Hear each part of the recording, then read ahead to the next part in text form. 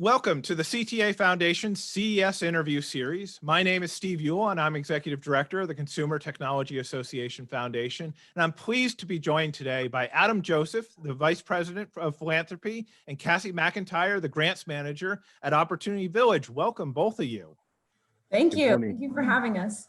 Thank you. Well, we're really thrilled to have both of you. While we're not able to be in Las Vegas for CES this year, Las Vegas is incredibly important to us at the Consumer Technology Association. It really is the home for CES for us. So we wanted to really be able to share one of the leading charities from Las Vegas and the work that you're doing.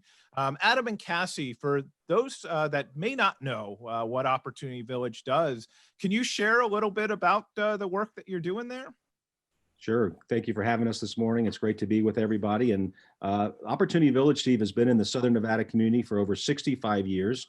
We have a great, rich history. It started with 7 families. They had children that were born with disabilities. So they banded together and essentially created a curriculum, and a school was formed, and OV began back in the 1950s. And if you fast forward all the way till today, which obviously there's a lot of time in between when OV was formed and where we are today, we presently serve about 2,000 plus adults that have intellectual and developmental disabilities. And we provide a variety of day habilitation programs and services at our campuses. And ultimately, Steve, our goal is to get individuals with disabilities out in the community working. So we have a wonderful team that comprises about 600 plus members. And again, we're serving over 2,000 adults a year. We have the 4 campuses where we serve these individuals each year, plus a retail thrift store. So we are a comprehensive organization where clients can come into us in the morning. We can provide those wonderful services. And again, ultimately, how do we provide a skill set where they can go out in the community and work? Well, that's great. And I really enjoyed having a chance to visit you just about this time last year and see all the work that's going on there, and really, hear from the participants and how much they enjoy the time that they get to spend at Opportunity Village. This year has certainly been challenging year for all of us. How have you been able to take the programs that you do and continue to deliver the services despite some of the need to socially distance? Absolutely. That's a great question. We as an organization, much like others in the community and across the world, have significantly pivoted in our service delivery model and how we can continue to enhance the lives of the people we serve. Generally speaking, we kind of have 3 areas that we now serve folks in. Prior to COVID, we were mostly campus-based or community-based in the sense that the people we serve had to transport to a Opportunity Village campus or their spot in the community where they were engaging in whatever their curriculum or services was for the day. And with COVID, that no longer was a health and safety option for everyone, including staff. So now we have kind of 3 areas where we primarily focus our services. One of those still is our campuses. We are now operating at about 50% client capacity. So we do still have, once we were allowed to reopen in June 2020, a lot of clients who are returning, albeit with many health and safety protocols now, with all staff and clients wearing, PPE at all times. All visitors or staff or clients at our campuses must undergo a COVID-19 health and safety screening when they enter. And we have extended our campus service hours. So we now are open more of the day, earlier in the morning to later in the evening, so that we can stagger clients in cohorts throughout the day in smaller groups, and they're rotating between different areas of our campuses to ensure that between those cohorts, we can, safely sanitize and disinfect those areas as well. So that's still one area that we're primarily serving. The second is virtual. Within a couple weeks of closing in March 2020, we rotated all of our services to some sort of virtual or telephonic base. As Adam mentioned, we serve over 2,000 people every year, and we were maintaining daily, if not weekly, virtual contact with all of those folks within a matter of weeks of closing. Still to this day, 50% of our clients remain at home, so they are being served in a virtual capacity where they're engaging in Zoom or Google Meets or other sessions via technology to still receive those essential services that they need. And the third area in which we've pivoted because of COVID is we've implemented an entirely new service, which we call our in-home respite care services. So as I mentioned as well, we have a lot of individuals we serve who are in daily respite care, rehabilitation, and they require, you know, quite extensive medical and individualized care. You know, when they're normally on our campuses before COVID, they're in a 1-to-1 staff to individual serve ratio, or maybe even 2-to-1, because of the nature of their disability is quite severe or profound. They also require a lot of medical attention too, which our team of nurses on campus help administer. So to ensure that some of those folks who are very medically vulnerable were still receiving services, we implemented these new in-home respite care services where we have Opportunity Village staff visiting the homes of these folks at least on a weekly basis, sometimes several times a week, depending on the care that they need, and providing those services in the safety of their homes for families who have elected for that. There are still some families who are not comfortable with that, but we want to make sure that for families and individuals who require that care, we can still provide that care in a safe COVID era. That's great. And yeah, that, you know, there's so much demand for the services that you're providing. So being able to adapt and come up with new ways to deliver those services is just so important. You know, I'd love to hear a little bit more about what role does technology play across the programs, not just kind of the things that you're doing now, but really, you know, kind of across all the work that Opportunity Village does. What role does technology play? Yeah, another great question, Steve. And we're always trying to find ways to adapt technology to better communicate and connect with the people that we're serving. So for example, as you saw firsthand, we have one of our very important rehabilitation programs called PRIDE. It stands for People's Rights, Independence, Dignity, and Equality. We have many individuals that we're serving there who are nonverbal.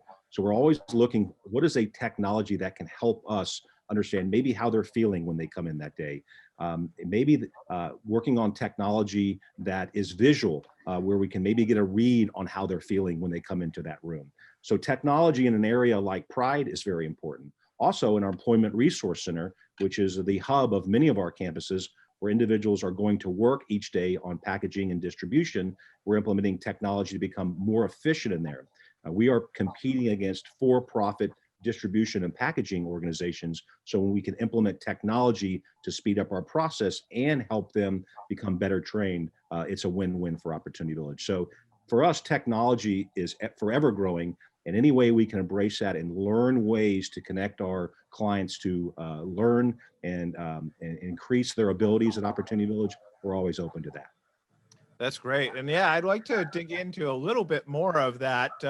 You know, one of the programs you have, as you mentioned, is really focused on job training. And I know you do everything from, you know, taking on contracts and working with companies to, you know, do some of the work in-house, but you also do a lot of training and send your students out throughout the Las Vegas and Southern Nevada community. Can you tell me a little bit more about those programs? Absolutely. So as you mentioned, we have several job, you know, training, workforce development type programs where the intention is to provide curriculum that is based in helping folks achieve their career goals. And most of the time that's independent community employment, you know, achieving what we call pride, purpose, and a paycheck. We have a lot of our clients who come in who their goal is, you know, to earn a paycheck and be a contributing member of the community as well too. And we want to be able to provide comprehensive programming and services that help them achieve those goals. So we have several workforce development and job training programs. Most of them are community based. So a lot of the individuals in those programs don't even come to an Opportunity Village campus every day. They're already out in the community training at a different business or organization site. And with COVID, that obviously changed a lot of those service delivery models in the sense that we shut down, our partners shut down, and although many places have reopened, it is not entirely safe for everyone to return to those. So we've had to significantly pivot in what those programs look like to make sure that the people in those programs are still receiving, you know, relevant job training curriculum to achieve their goal in a virtual capacity as well too. So right now we are mostly on a virtual model for a lot of those programs where folks are engaging just as we are every day in a series of different online softwares and websites and curriculum.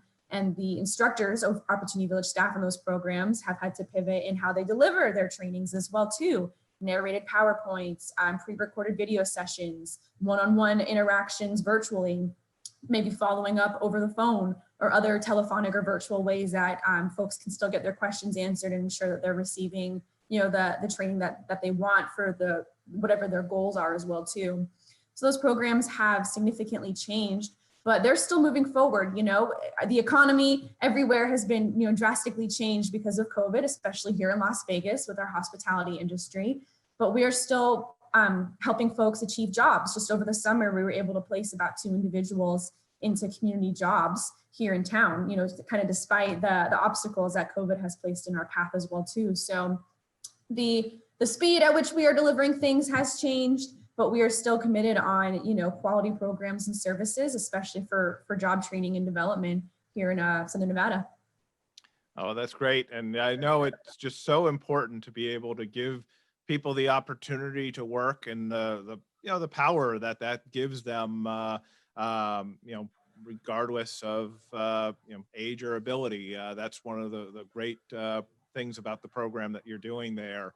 Thank you. Coming back to CES, and this is really where we're always excited to see kind of the emerging technologies, what's coming, what are the dreams of the innovators that are out there. I'd love to hear, and it doesn't necessarily have to be things that you're using at Opportunity Village, but what are some of the technologies that you are excited for that are coming down the pike?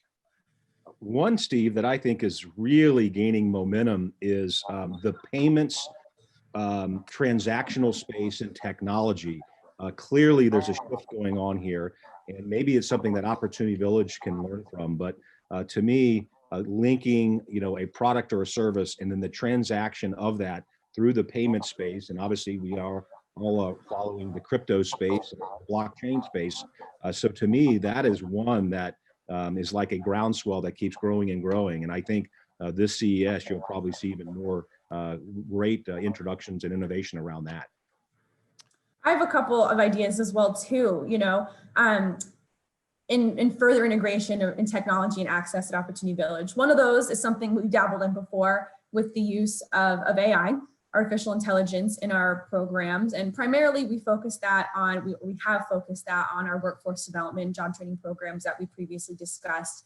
And we think that's going to become even more relevant, especially as I mentioned, a lot of our in-person training sites aren't equipped to handle extra people right now, just due to health and safety COVID measures. So using AI to help people with disabilities learn life and job skills that will help them in their, independent living skills or into their careers or in different capacities of their life, that will be really important. Another one is the integration of technology through kind of the back end of Opportunity Village. So working with HR departments, working with our case management teams, our program teams to create that infrastructure for organization or payroll or whatever it might be, where technology can kind of help, improve those processes and create better efficiencies so that we're more streamlined as an organization, I think is going to be really pivotal for us in the future too. And the third area that stands out to me is the use of technology with transportation. So transportation is, or it can be at least a very big barrier for people with disabilities in terms of providing affordable or accessible mobility options. So we're really looking forward to seeing how different solutions are going to emerge for enhancing mobility access and transportation access for the population that we serve as well too. All great topics and all things that I do think we're going to see some really interesting coverage at CES. I agree. Transportation is certainly one of the biggest challenges that we've seen in the work of the CTA Foundation. And yeah, I'm excited for, the various AI, the payment processing, other, ways that we can continue to improve the way that we all live, work, and play. So yeah, there's a lot of exciting things coming, and I can't wait to see the ways that it gets used by groups like Opportunity Village and really for all of us across our lifespans. I'd like to, having the opportunity to talk to two experienced fundraisers here that have done a lot of great work with Opportunity Village. Can you share a little bit about why grant funding is so important for organizations like Opportunity Village to address the needs that you're facing right now? Yeah, Steve, you know, the needs are going to be ongoing. And whenever you can take a need or a new initiative and you can present that to an organization, an individual, a foundation, or endowment that has the ability to give to an organization like OVI or others, and you pair them together, really beautiful things can happen. So we are always trying to innovate forward for the people that we're serving. And that comes at a significant cost and a strain on the organization. So funding is going to be critical for OV and many of the other leading charities throughout the world as we move forward, especially during COVID times. So for us at OV, the importance of a professional grant team and the great work that Cassie's doing when we're doing our outreach is going to be there.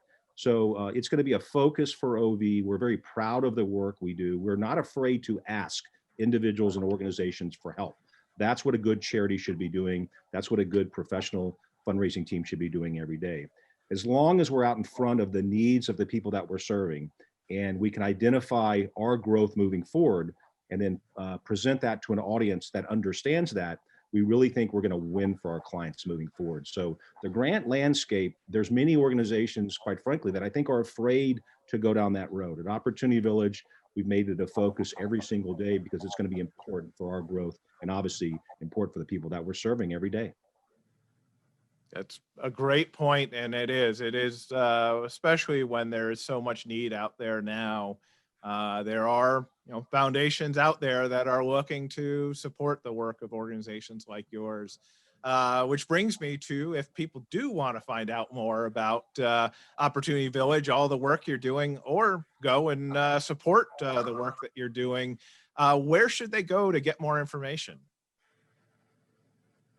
They can visit opportunityvillage.org to learn more about who we are, the people we serve, the services and programs we offer. And there's a direct link for ovgift.com for any folks who feel in their heart that they want to make a charitable contribution. As Adam mentioned, the need everywhere is extraordinary. And as we continue to adjust because of COVID and other circumstances, we are finding new avenues for service. And also that means new avenues for need, where our team and our job is to fill those gaps for them. So if anyone has more, questions, please feel free to visit our websites and learn more about who we are. Great. Well, really, thank you both, Adam and Cassie, for all the work you're doing, but also for all the work everyone at Opportunity Village is doing.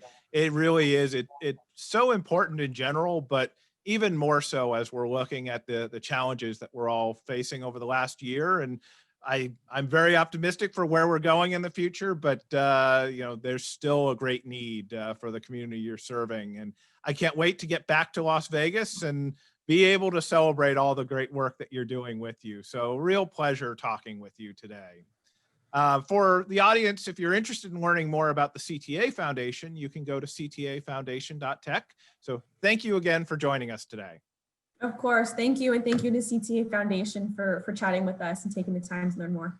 Look forward to seeing you soon, Steve. Thank you so much.